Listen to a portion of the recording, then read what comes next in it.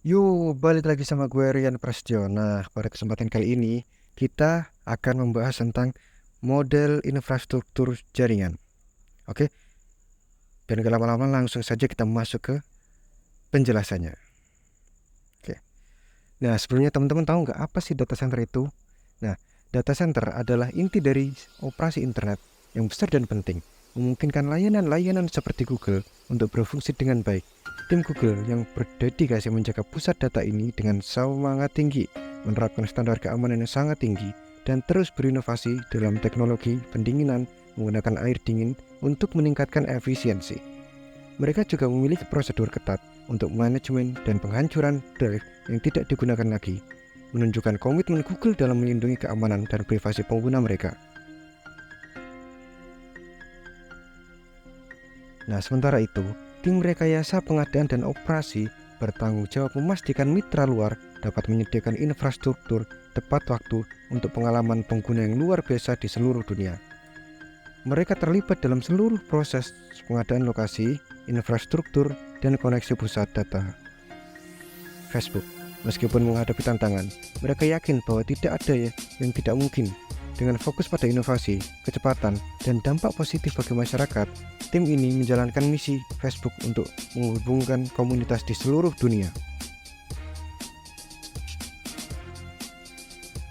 Nah, pada episode pertama yang ada di video di Google Classroom, dijelaskan bahwa Quinn dari Snazzy Labs mengunjungi Match Stadium, sebuah perusahaan yang memiliki hampir 8.000 Mac mini. Mac Stadium menyediakan infrastruktur Mac sebagai layanan untuk pusat data, menggunakan rak-rak khusus yang dirancang sendiri untuk menyimpan Mac mini dengan rapat dan aman. Mereka juga menggunakan perangkat lunak Anka untuk menjalankan VM di iMac Pro. Mac Stadium memiliki pusat yang di berbagai lokasi termasuk Atlanta, Las Vegas, Silicon Valley, Frankfurt, dan Dublin. Nah, untuk penjelasan yang kedua, Google memiliki 12 pusat data di seluruh dunia yang menjadi mesin utama yang membuat layanan-layanan Google berjalan. Untuk pertama kalinya, Google mengundang kamera ke fasilitas rahasia teratas mereka di North Carolina, menyoroti keamanan yang ketat di dalam pusat data Google. Tur tersebut juga menyoroti upaya Google untuk menjadi lebih ramah lingkungan dengan mengurangi jejak karbon mereka di pusat data. Meskipun sebagian besar listrik digunakan mesin berasal dari sumber non terbarukan.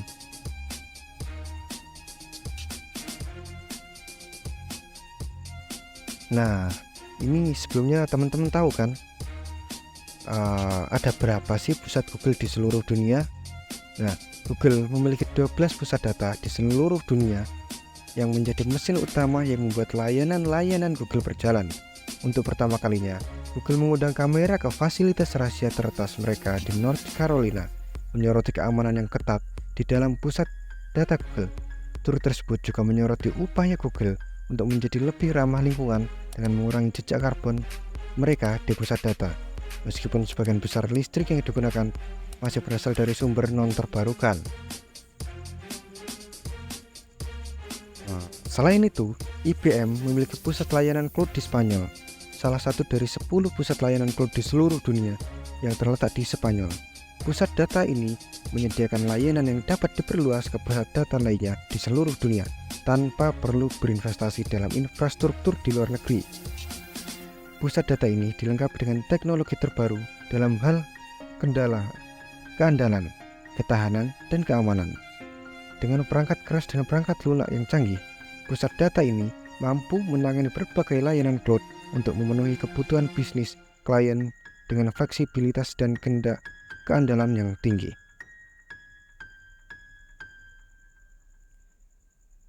Nah, sekarang menurut teman-teman nih, apa sih dampak dari adanya hal tersebut?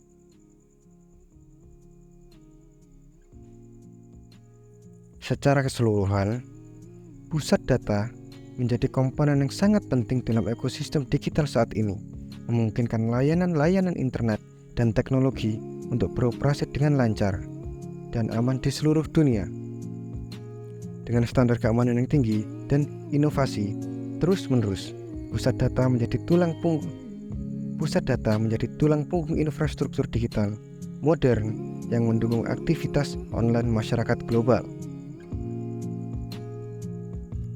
Nah, sebagai penutup, ada satu kalimat untuk memperjelas dan mempertajam keinginan kita untuk belajar apa yang telah kita pahami di menit-menit tadi, yang bunyinya, tekad untuk berinovasi dan menghadapi tantangan membawa kita menuju kesuksesan.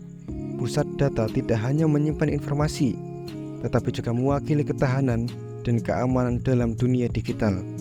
Ingatlah, setiap tantangan adalah kesempatan untuk tumbuh, dan setiap inovasi adalah langkah besar menuju kemajuan yang lebih besar. Oke, mungkin itu saja untuk video kali ini. Terima kasih telah menonton sampai akhir. Video saya akhiri. Wassalamualaikum warahmatullahi wabarakatuh.